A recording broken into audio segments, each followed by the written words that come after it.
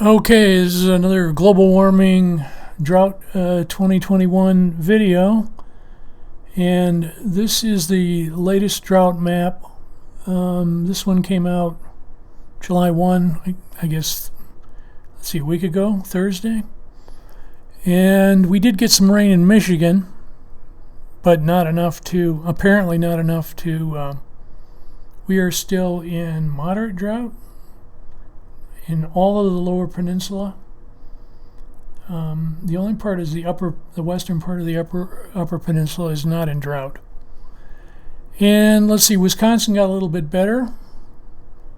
Minnesota is still mostly in drought, and then North Dakota got a little bit better, but it's still pretty severe drought.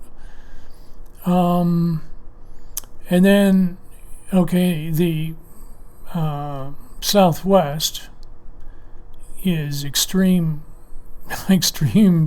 drought. I can't quite remember the categories. It's one of the worst. The dark red is very bad. Okay, so that would be the Four Corners area. So that would be Colorado, Utah, Nevada, Arizona, and New Mexico. So there's the Four Corners in California. Most of California is in bad drought. And then the video clip I have coming up is Wyoming.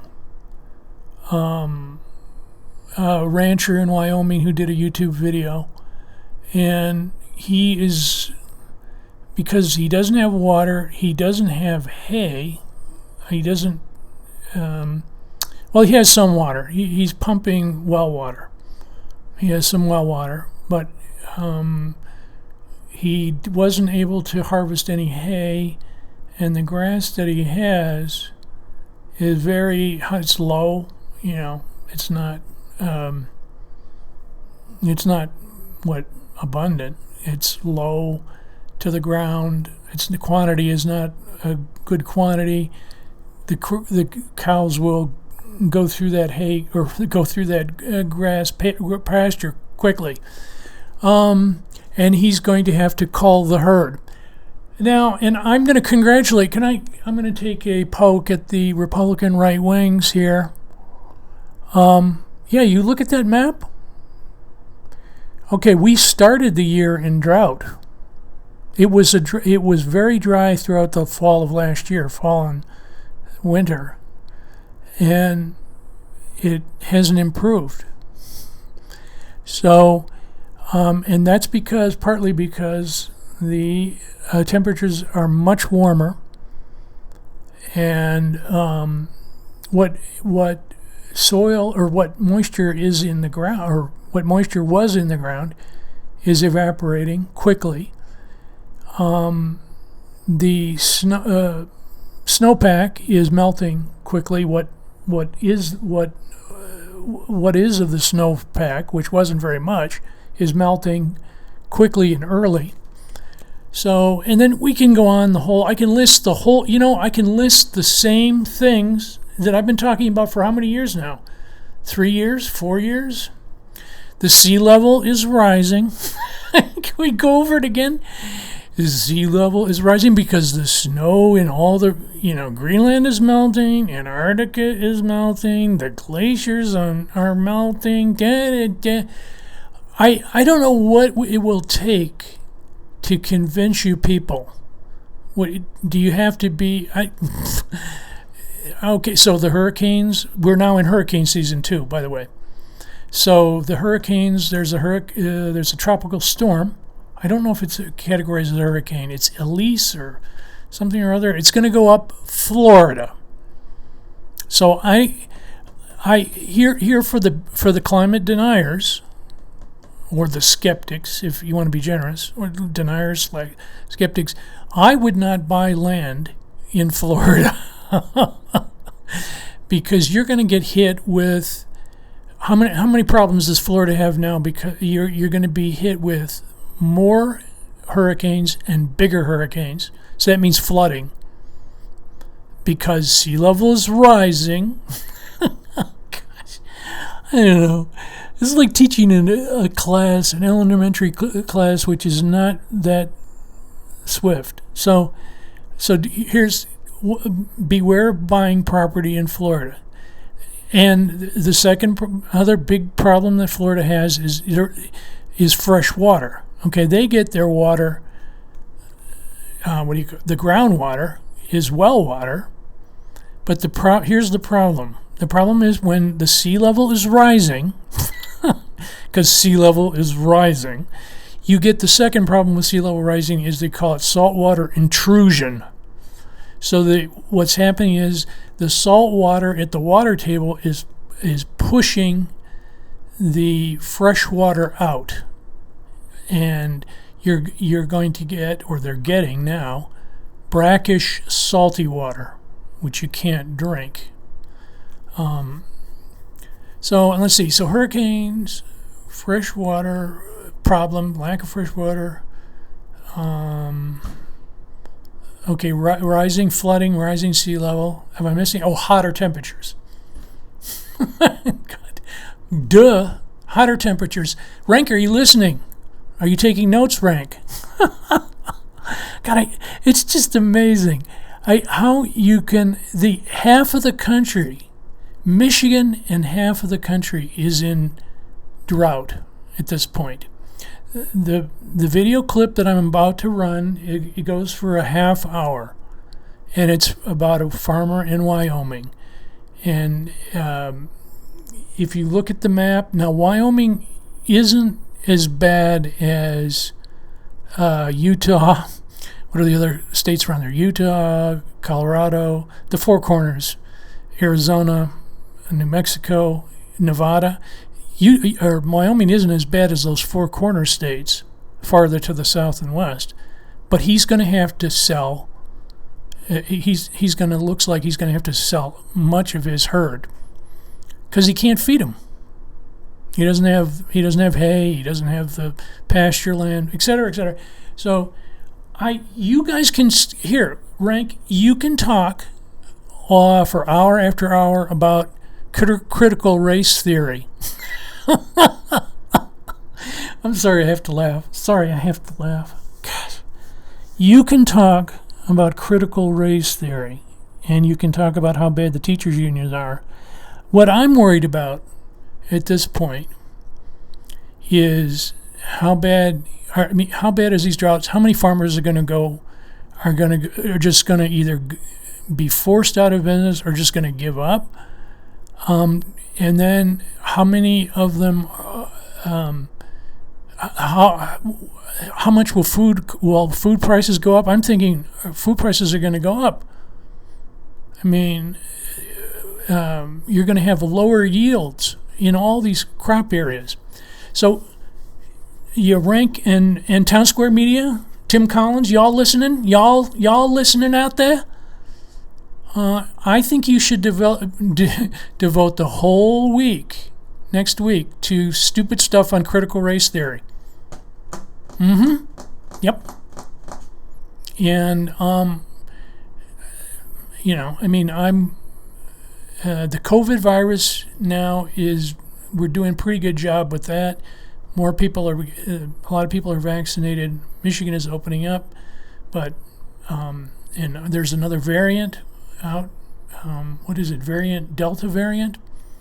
I wish I knew more about the Delta variant. If I get up to speed on the variant, the new Delta variant, I can make a whole report on it, or I'll do a video on it. But right now, I'm trying to follow the drought, and I've covered Utah, and then let's see. I think I did Arizona and New Mexico. So and let me see. I think if I have enough time, I'll do the New Deal. Yeah, the Green New Deal, and then there's another really good video on a town which is running out of water, and they don't have enough water. They won't have enough water for drinking, and they're going to have to ration water. So, did you hear that? Ration water. And they're talking about putting a moratorium or on new building and new what do you call it? New home construction and and increase in population. So if they limit the new houses built, then the population will not grow. So, but I don't know. Okay, I think I'm done with that, and we'll go to Wyoming, and I think I'll do also a video clip on the green new teal.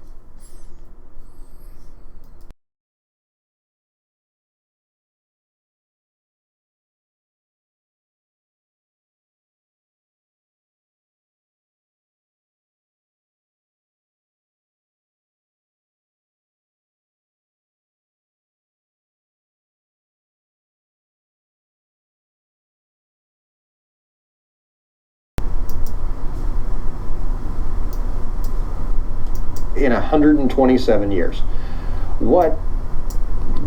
Hi, I'm Mike. This year, the ranch faces the worst drought to strike this area in 127 years. What will ranchers like us do in the face of this problem? And what does the future hold? It's coming up today on our Wyoming Life.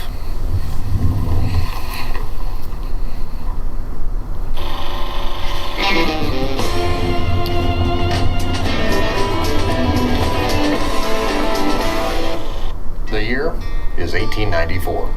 A lack of rain in northeast Wyoming has many homesteaders and settlers wondering if they made the right decision coming here. The ground isn't much good for growing crops. The soil seems only to support native grasses that have spent thousands of years finding their footing in this harsh environment. The wind moves fast. Topsoil is almost non-existent. The sun beats down with a fury. And now a lack of rain has dried the ground to a crust. Cattle still roam here, and while barbed wire is going up, there's still much open land, and free range is a godsend as cattle can find some water in drying reservoirs and ponds. Still, the environment is harsh. Older cows fade into the dust, and younger ones struggle to keep going, to exist in the high deserts of Wyoming.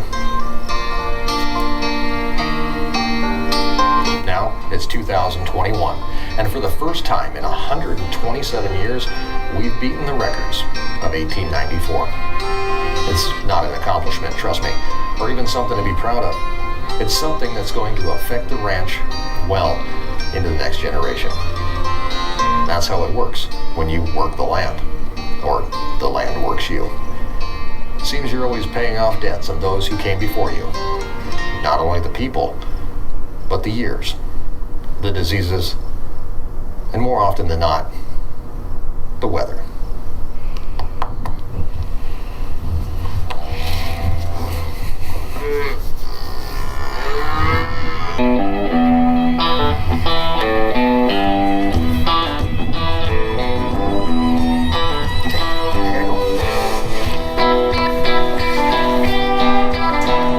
See, baby.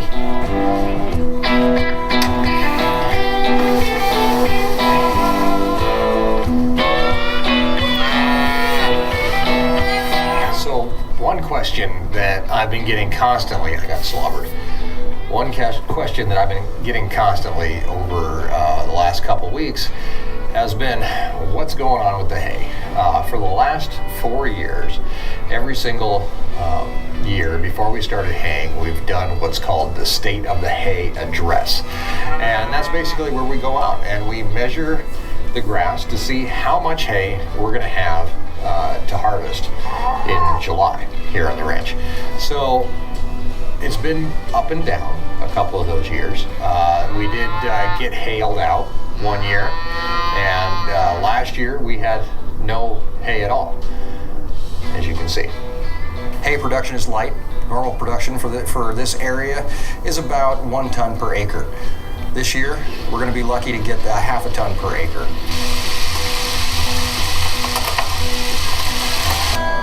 fields that were full of clover and alfalfa only 10 minutes ago, completely destroyed. Hundreds of acres are pounded into the ground. Stalks are broken off and left just as sticks sticking out of the ground. We've completely lost about 200 acres of alfalfa. Simple, but that's what we've got to deal with. So we're looking at about 400 to 500 pounds per acre in a good, decent, low area that's got lots of moisture. So that's not good. That's what we have. I can honestly say I do not think we will be cutting any hay this year.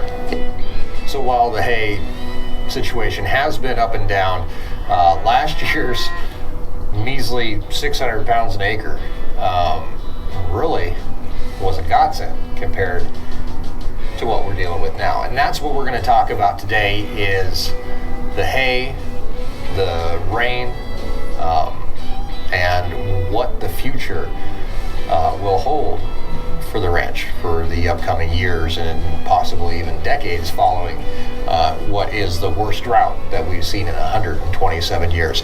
We're going to move through the ranch. We're going to take a look at some different fields. We're going to go down and visit summer pasture and see how that's looking. We're going to look at some hay fields and see how they're doing, even though we know at this point we will not be harvesting anything off the ranch. The cows will do all the harvesting for us of what there is. But one of the most important things that we have to worry about this entire summer is water. So cows need water. They need to have water somewhat close by. We need to have water to be able to move them through fields so that we make sure that they graze correctly. So, and the only source that we have of water right now is well water. So we're going to go and check out the water that is in this field that these cows have access to and make sure that everything's working okay.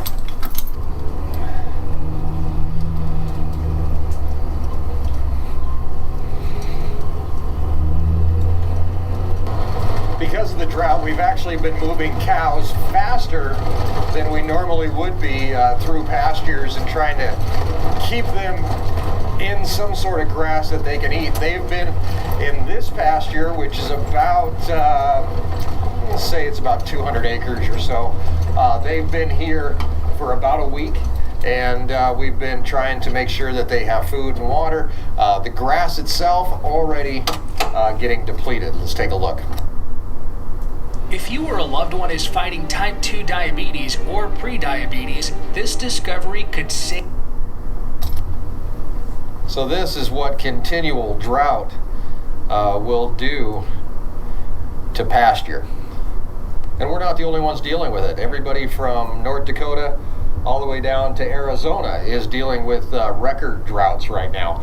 And they're in the same boat that we are. Some are even worse. And it's not going to end well for a lot of producers here in the future.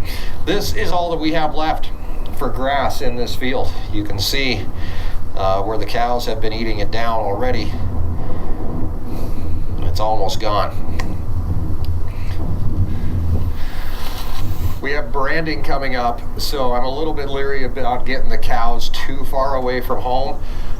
We are going to try to keep them in this pasture for another week. We're going to keep on supplementing their feed with the cake. We've got lick barrels out down there right behind me.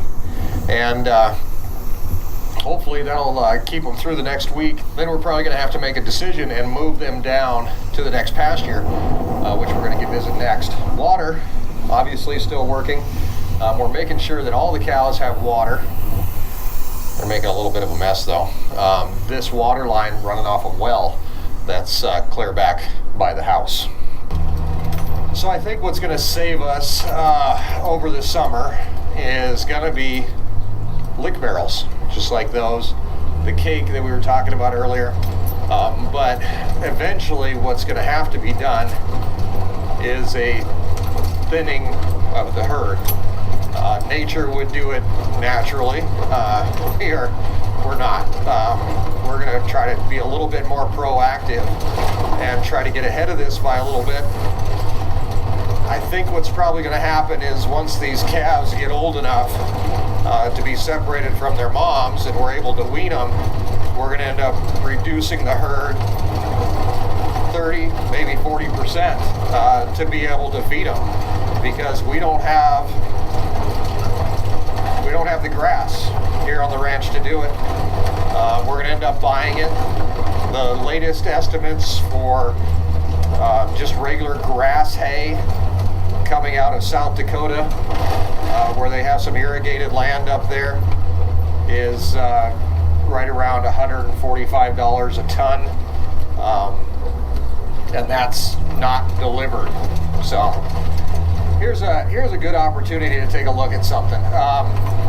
We just crossed over into the next field. I'm going to spin back around here into the next pasture, and we're going to take a look at the difference between a field that has been grazed and a pasture that hasn't been grazed. Behind me here is the one-legged windmill pasture. It's named after a windmill that has one leg. It's back here a little ways, but this pasture has not seen a cow yet this year. This pasture over here has seen cows for a week. That's it. That's what it looks like after a week. This is what it looks like with nothing in here. You can actually see the difference along this fence line, and you can see where the cows are able to stick their heads through. They're able to reach some of the grass, but you can almost see the line where they're not able to reach anymore, or they're not worried about reaching anymore. This is it though. This is the grass that has not been touched yet. You can see it's not tall at all. There's nothing there. Unfortunately, this is the next pasture that the cows will go into, the one-legged windmill pasture. It's about 400 or 500 acres, and it's going to be eaten fast. And then they'll be moving on to summer pasture, which is our next stop down the road.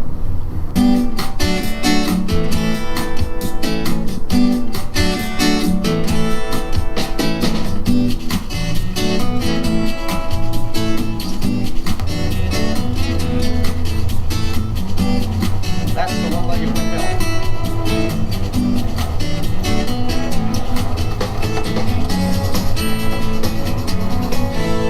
So normally, in any normal year where we have rain, or at least snow melt to fill up the reservoirs, we wouldn't have to worry about water as much as we have to this year, and that's because the reservoirs are not full. Let's flash back really quick a couple of years ago, maybe even a year ago, when this reservoir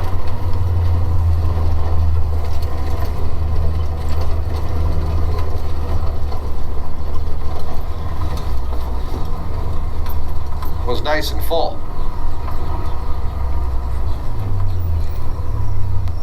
That's the way we like to see it. Unfortunately, this is what we're left with, and it means that we're going to end up getting cows water any way that we can, whether we use the fire truck to haul it in and out, which maybe we'll end up using the fire truck for fires, but we'll talk about that in just a couple minutes here. We can use the fire truck to haul water and fill up water tanks. We also have a couple wells down here, actually just the two. We've got one well that still feeds all the way back from the home place. This is back about 4 miles or so. Actually terminates right here at this stock tank in the summer pasture. The other well we have is sitting on a windmill way back here, another couple miles down the road, where we can pump out water for them as well. Down here, grass is not looking a whole lot better. This is the summer pasture. See, there's some spots down here in this lower area which would normally be a creek bed. There's a bit of grass down here. The cows will enjoy this when they do get down here, but there's not a whole lot of it. On this side of it, this is actually a hay field. Any normal year, we'd harvest this before the cows got down here. We'd cut and bale here, but there's nothing at all. In the past, I've shown you guys how we use a hula hoop to measure how much grass we have in any given field, At this point, it's not even worth it. We know, just by looking at it, that there's not enough here to do much. So down here about, 2,300 acres or something like that, that these cows will be able to summer on and hopefully be able to make it through to the end of the summer. That's the big hope anyway.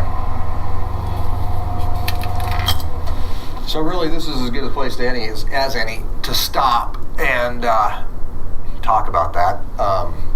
Hope. I think every farmer or rancher is an optimist. They have to be, right? You can't be pessimistic about the weather. You always have to hope for the best. Now, you also have to be realistic. And over the past, we've gotten hundreds of comments that say you need to reseed or you need to fertilize. This year, right now, as we continue through this, basically it's been since 1999 that a majority of our state has been in a drought. And it's been really hard to justify coming out and spending thousands of dollars on fertilizer or thousands of dollars on seed, which I did one year. Actually, I can't even remember what year it was, 2012 maybe. We came out, we reseeded 250 acres at a cost of like $16,000. And the following year, we didn't get that much rain. And it was basically a giant waste. You can do the same thing with fertilizer. You can do the same thing with whatever. It's always a gamble. And that's where you have to be an optimist, but you also have to be realistic about what you expect to happen. So let's take a look at this whole thing by the numbers. Like I said, since 1999, a majority of Wyoming has been in a moderate to severe drought. I actually have a cheat sheet down here so I know that I'm reading you guys the right information. 320,000 people are affected by drought this year in Wyoming. 95% of Wyoming is now, this year, in what is considered a severe drought. And basically what that equates to for us here on the ranch is we know, what we get for rain, we know what we don't get for rain. And so far this year we have received 0.94 inches of rain. So we are 5.85 inches short of rain. And this is what it does to the pastures, and this is what it does to the ranch. Here's a interesting little visual for you to take a look at. And basically this is the drought map of Wyoming, the U.S. Drought Monitor. It's updated every Thursday to basically show you the intensity of drought across the country. Now, this map is the drought conditions across Wyoming, and they actually use a 5-category system. They have D1 or D0 through D4. D0 being just abnormally dry. D4 is the exceptional drought. So right now, as you can see right up in this red area, that's where we're at, just south of Gillette, Wyoming.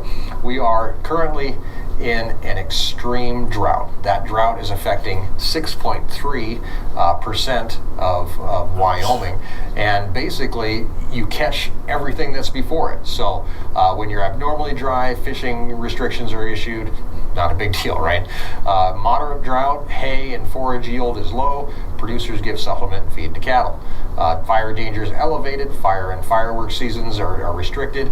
And fewer wildflowers are in bloom, which actually affects the bee population in the area. Severe drought follows that. That's where pasture conditions are poor. Overgrazing is reported. Hay is scarce. Producers are selling cattle, and the dust increases, which we've seen quite a bit. Trees and vegetation are stressed. We don't have any trees, but yeah, the vegetation, I'll say. Vegetation is stressed. We're calling this the new $1 million stimulus program. It's a brand new program that is paying qualified homeowners. And the water pressure is low. Well levels can actually decline at this point. That's one of the things that we are worried about, because we're going to be relying so much on well water throughout the summer that if the aquifer starts drying up, we're going to be in a bunch of trouble. So that's one thing we do have to kind of regulate. So where we're at now is considered extreme drought. That's where the snowpack is poor. So that's the difference between severe drought and extreme drought, is that we didn't have a good snowpack this year. We didn't have that much snow. The snow that we did have melted early. It wasn't. It didn't do us any good. Surface water, the state is now saying, is inadequate for farming and ranching. But just because it's inadequate doesn't mean we stop. It doesn't mean that we can stop. We have all these animals that we have to take care of. So we have to figure out a way around it. We have to adapt, and we have to overcome. By the way, if anybody wants to know the next level, that's exceptional drought. That's where things really start to go downhill. That's when your wells start drying up, all that kind of stuff. Revenue losses are reported by cow-calf operations, by pretty much everybody. Anything in the agricultural sector. Ranchers start reducing and selling their herds, which we're going to end up doing this fall, because we're not going to be able to afford to feed what we have here. So the other thing is that we're going to end up probably weaning calves a little bit early, because we may have to get them out of here because we don't have the feed to feed them. The weather, once again, the one thing that's completely out of our control, unless you pack up the entire place and you move away. And that's the only way that you can really control the weather, is where you're at. But then again, you can't control the weather where you're going. So I don't know, is it better here, or on the other side of the fence, the grass is always greener, and the grass is always taller? Maybe. Who knows? So it's a foregone conclusion that we're going to end up buying hay. The thing we don't know is when we're going to end up buying hay, and when we're going to end up having to start bringing that hay in. There is a chance that if bad things happen, that we could end up having to start feeding early, and that may happen. In November, it costs about $110 for a 1,000 to 1,200 pound bale of hay. Now this month, I was checking on those. The prices have actually ballooned to about $185 for that same bale, and that's our breaking point.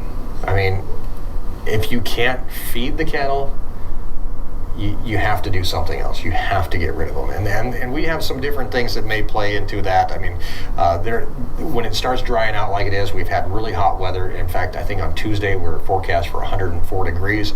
The wind blowing, fire danger, huge risk. There was a 700 acre grass fire just south of us this week, and luckily it was contained. Everything was taken care of. But that's early for this kind of stuff to start happening. So that's one thing. We're going to have to get the fire truck up and running, not only to haul water, but we are going to have to get it up and running for fires as well, because that may be our lifeline. If a fire comes through here and burns what grass we do have, we're definitely going to be buying hay, and we can't afford to buy hay for the entire herd. So most of the ranchers that I've talked to, I made a few phone calls this morning and talked to some different bigger ranchers around the area, way bigger than we are, and they're reducing their herds already by up to 30% to try to adjust for the amount of feed that we're going to be able to get into this area this summer. So that's kind of where we stand. This is the situation that we're dealing with. This is what we're dealt, and this is what it is. In just a few weeks, the cows will be down here. This is their summer pasture. This is where they're going to live. This is where they're going to have to make a go of it all summer long. It's also where they're going to have to find water and raise their calves and make milk and all that good stuff. And this is the ranch. This is what we deal with. And I think the hardest part about any of this, and pushing our way through it, because we've done this before. We've worked our way through droughts for 5 years now. We've had hay, we've been hailed out, a series of unfortunate events. But my biggest fear is that the younger generations that see this stuff happening, that see how hard it is, are dissuaded by what they see. They see the weather, they see the wind, or they feel the wind, and it's enough to almost scare you away. I think younger generations of ranchers, may not want to keep fighting Mother Nature. I mean, it's hard enough as it is. Trying to keep stuff going, trying to keep tractors running and cows healthy and all that good stuff without having to fight Mother Nature. And I guess in a weird way, it kind of affects the future of farming and ranching, because struggles are real. And our younger generations are going to want to keep on doing what their family has done forever. You don't know. I mean, it's just as unpredictable as the weather can be. That's the wonderful thing about the future. I do know that not so many years ago, I sat next to a man in a hospital bed as he was dying and told him that I would do everything that I could do to stay here, to keep this ranch going, to keep his legacy alive. I don't see changing that. I don't see backing out on my word. But I know it's hard. I know that every solution in the world, rotational grazing or mob grazing or whatever else, the irrigation, whatever else it may be, without rain, there's none of that. Doesn't work.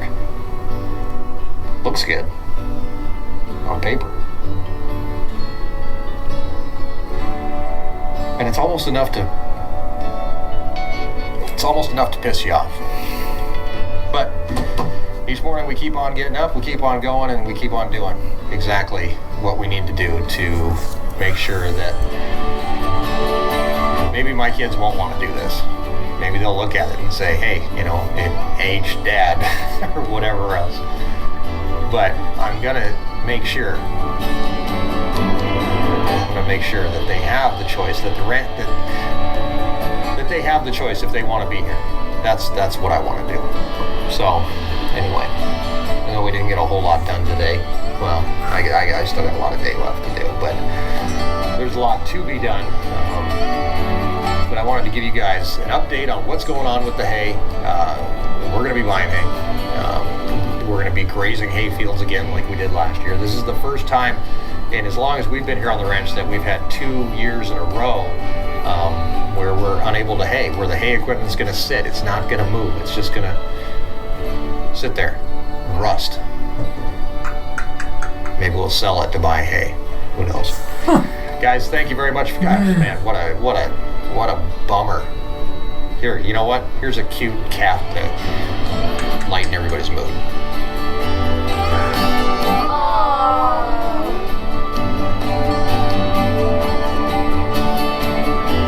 Guys, thank you very much for hanging out with us. Thanks for coming along with me and the Gator as we took a look at some hay fields and kind of taking a look at even the future of what the ranch holds and how we're going to work our way through this. Make sure you follow along, subscribe, come with us as we explore the ranch life and escape the ordinary, and we'll see how this whole thing plays out, where we end up, and how it works as we continue right here on our Wyoming Life.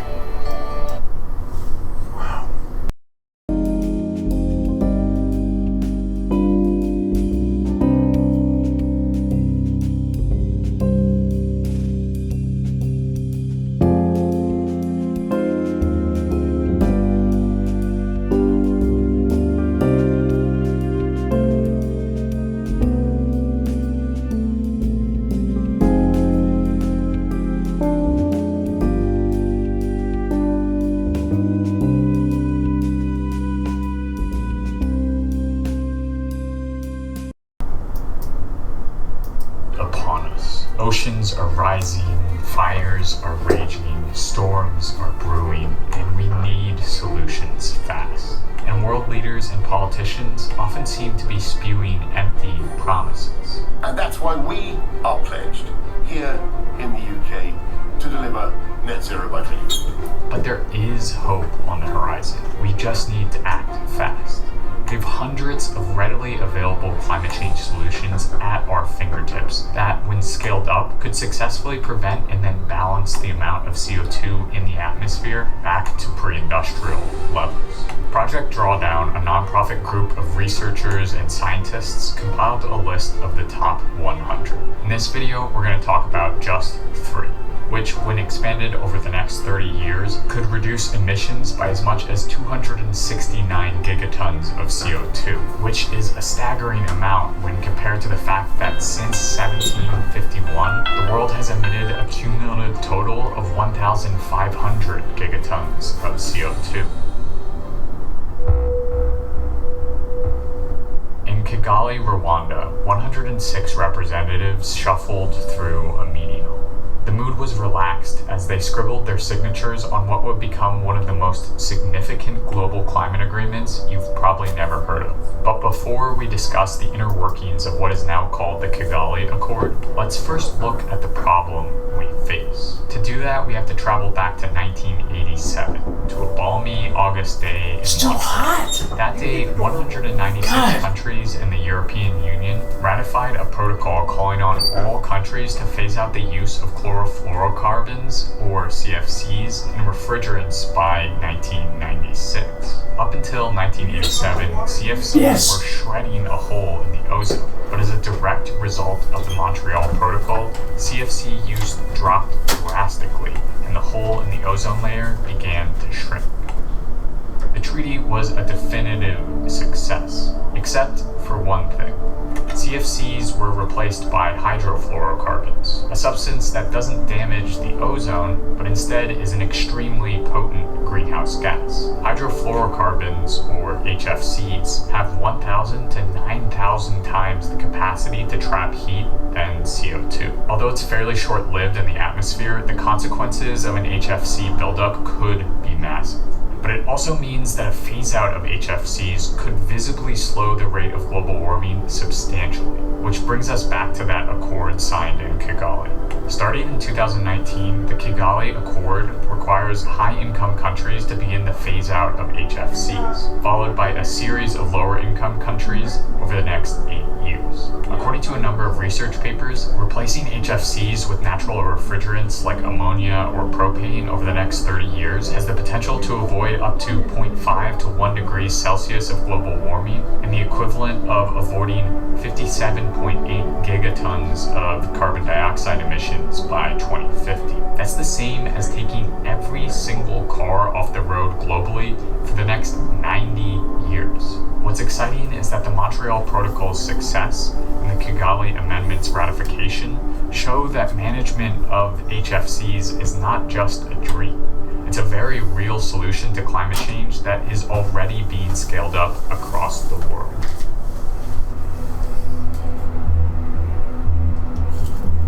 In Denmark, factories are forging giants, colossi that scrape the sky and cling to the wind, because wind is what Denmark knows best. And nowadays, it's where they're getting a whole lot of their energy. Onshore wind turbines provide a huge opportunity for low-cost and low-emissions energy creation. Indeed, in 2019, Denmark sourced 47% of its electricity from wind turbines, with 29% of that coming from onshore installations.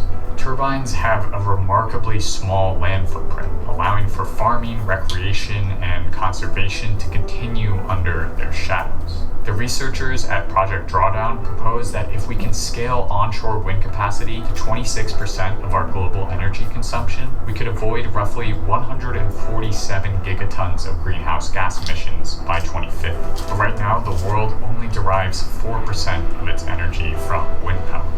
So how do we get from 4% to 26% in the next 30 years? I look at this question much more in depth in my renewable energy solutions video, but in short, the current rate of onshore wind expansion will not be enough to reach 26% by 2050. We need to spur the ethical expansion of the wind turbine construction industry with smart energy policy and generous government subsidies, all while ensuring that the raw materials for these turbines are not sourced from exploitative extraction industries in the majority world. And once the turbines are built, the implementation of backup systems like grid interconnections and large-scale storage techniques are essential for wind energy's success, because unfortunately, the wind does not blow all the time. These are Herculean tasks, but they are possible. And considering the consequences if we don't quickly scale up wind production, windy landscapes across the world have the moral responsibility to follow in the footsteps of Denmark. A future of wind turbines could have substantial positive effects on our changing climate. Wind turbine construction and refrigerant management are large-scale infrastructure tasks that will undoubtedly require global government mobilization on an unprecedented scale. And while more personal actions like pressuring corporate and government officials on the street, in the mail, or on the phone are essential for driving those solutions, there's another solution that you can tackle in your everyday life: embracing a plant-based or plant-rich diet. The fossil fuel demands associated with animal feed, transportation, deforestation, and animal emissions themselves make up a large chunk of global greenhouse emissions. The animal agriculture industry now accounts for nearly 14.5% of the world's total annual carbon footprint, as well as 45% of its land use. But Project Drawdown models that if just 50% of the world's population adopts a plant-rich diet by 2050, we could avoid 65.02 gigatons of greenhouse gas emissions. But the path towards this transition will not be simple, especially in meat-centric Western cultures like the US. So education and advocacy will be essential. Vegan activists like Earthling Ed provide a perfect example of effective plant-based advocacy. Not only is Ed extremely sharp-minded, but he employs a convincing combination of multimedia, empathy, facts, and storytelling to inspire others to embrace plant-centric diets. But education only goes so far. Reluctant meat eaters will also need meatless alternatives and delicious vegan recipes to sway their dietary choices. And while this is a primarily demand-side solution requiring dietary change from millions of people, as Project Drawdown points out, there are currently government subsidies in places like the US that distort the true cost of meat, ultimately making it much cheaper. Eliminating meat subsidies and instead subsidizing the staples of a plant-based diet is yet another avenue through which we can make switching to a plant-rich diet easier. In short, a plant-based diet is a choice that we, especially in heavy meat-eating countries, can make every day to have a drastic impact on our global emissions. At the end of the day, all of these solutions will only work if you and I make our mark and do the work. Whether that means taking to the streets, getting rid of meat, working with your institutions to transform their policies, or doing all three, action is essential. As the years tick closer to 2050, our chance to avoid the worst of climate change slowly escapes us. But working towards these three solutions alongside hundreds of others is the work we need to do. Complacency and apathy are, in the face of climate chaos, a luxury we cannot afford. We, the global community, have the solutions available. We just have to have the courage and will to turn them into a reality. I love learning and reading about environmental issues, but sometimes I find it hard to sit down and read a dense nonfiction book about climate change.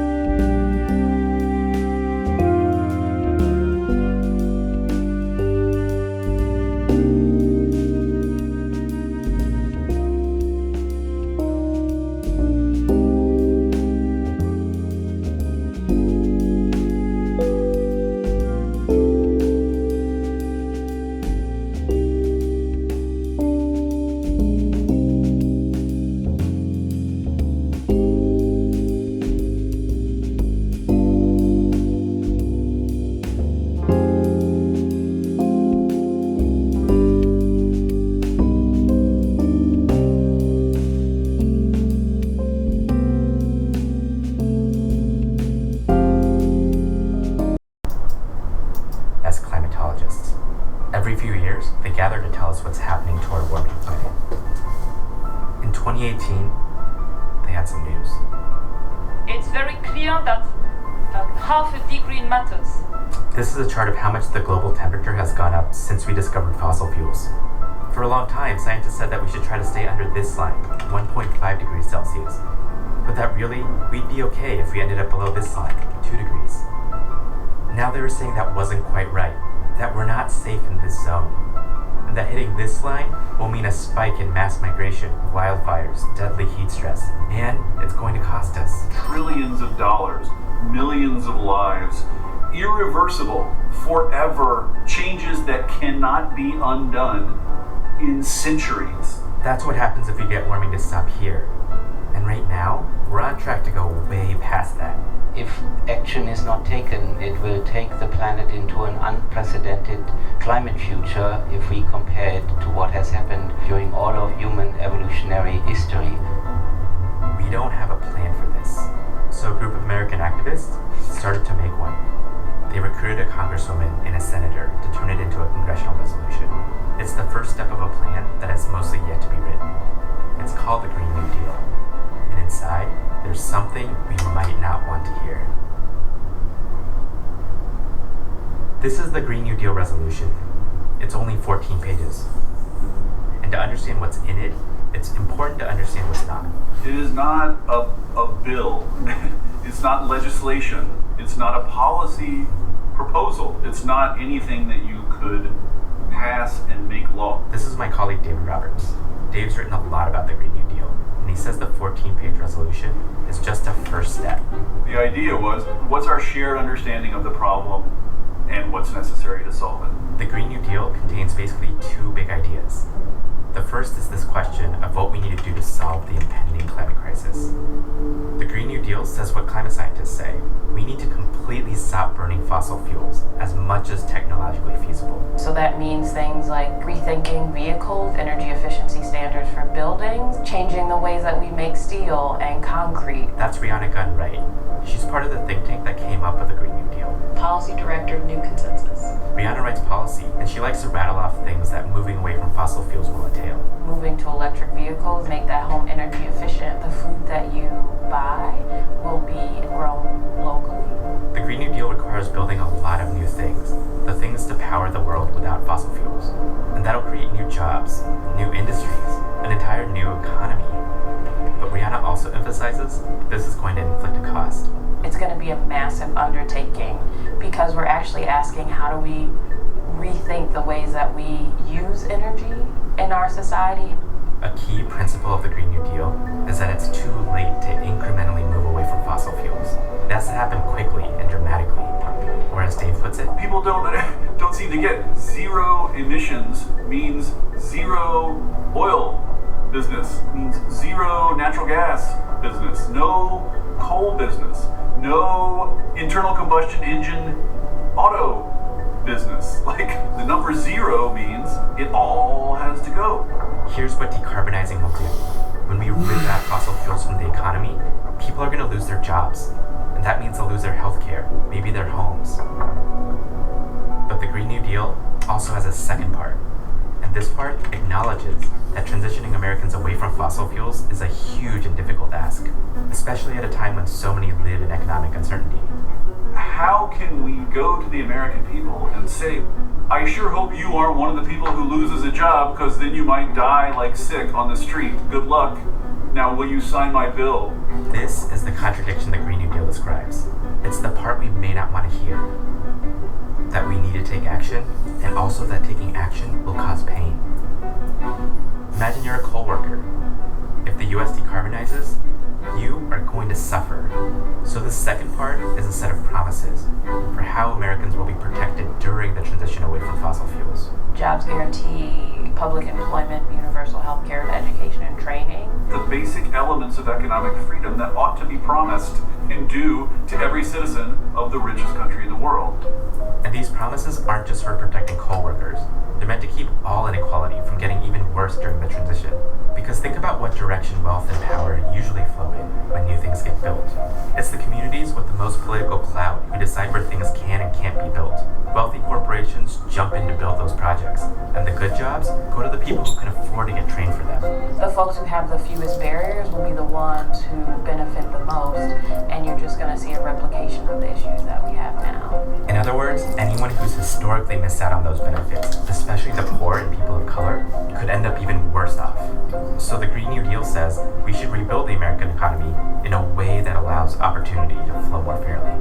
The Green New Deal is about, while we have this chance, why don't we think about that proactively to change it in the ways that people have been calling for it to be changed for generations at this point? So the first part of the Green New Deal is a set of goals to avoid a global disaster. The second part says we should do it in a way that helps ordinary Americans come out better on the other side. And that's it. That's all that's in these 14 pages. It's just a first step. And now, Brianna's job is to figure out how to go from this 14-page resolution to an actual Green New Deal, a roadmap for what government needs to do next. And their goal is that if Democrats win power in 2020, there's a plan ready to execute. For now, though, the Green New Deal is just asking our leaders to acknowledge the scale of the problems we face. So, how's that going? This disastrous plan would be a massive government takeover that would stifle innovation. Wasteful and reckless spending. Rather than setting realistic goals, we would go from Go about Republicans. 94 million cows Tell us to the truth. 0 cows. That resolution will not pass the Senate because there's no way to pay for it. Destructive, socialist, daydream. Boo, socialist. The Green New Deal is a long shot. But right now, it's also the only plan that acknowledges what we know is coming. What is the world that we want? What is the country that we want? And how do we get there? And how do we get there in a way that is just? And how do we get there in a way that stabilizes the climate and heals our planet? Because if we don't do that, then there will be no paradigm because there will be nothing to fight for.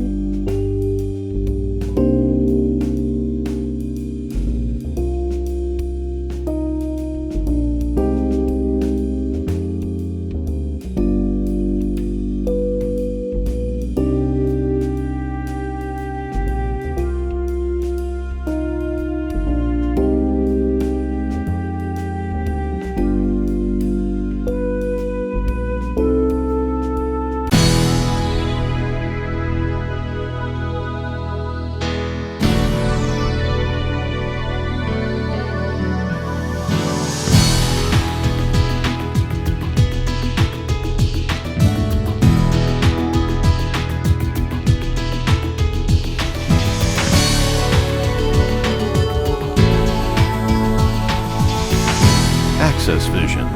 Your voice, your community.